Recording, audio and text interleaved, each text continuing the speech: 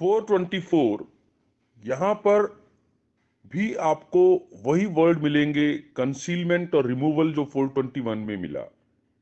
यहां पर वही वर्ड है डिमांड जो वर्ड आपको 422 में मिला। तो फिर क्या फर्क है, इस चीज को समझने के लिए 424 के इंग्रेडिएंट्स को देखते हैं।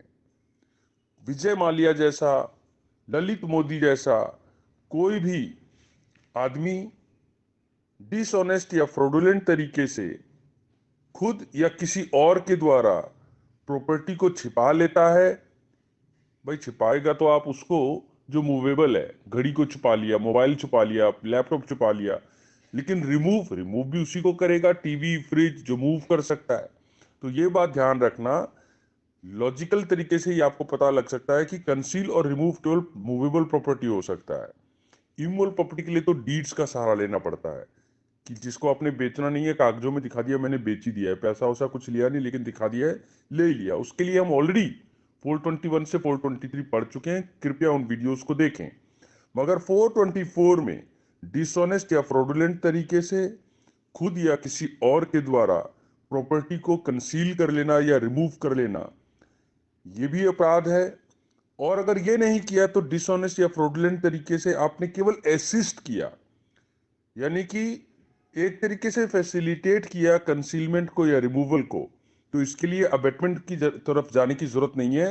मेयर असिस्टेंट प्रोवाइड करना कंप्लीट ऑफेंस बनाता है 424 का। ये भी नहीं तो तीसरे पार्ट पे आ जाओ। आपने डिसऑनेस्ट तरीके से किसी डिमांड या क्लेम को, जो कि आप इंटाइटल्ड थे, यानी कि मान लो अमिताभ बच्चन ने संजीव कुमार से 10,000 रुपये लेने थे लेकिन धर्मेंद्र के 20,000 चुकाने भी थे, तो उसने अपने हक के बावजूद कि वो संजीव कुमार से पैसा डिजर्व करता है लेकिन उसको क्योंकि देना पड़ेगा धर्मेंद्र को, तो डिसऑनेस्ट तरीके से बोला नहीं सर, आप ना उसको जया बहादुरी को ही दे दो। ही रिलीजेस एनी डिमांड और claim to which he was entitled.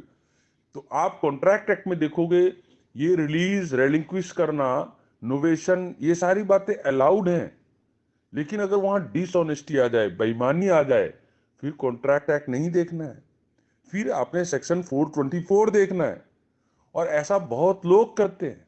ये बेईमानी 1400 साल की गुलामी में हमारे रग रग में घुस गई है।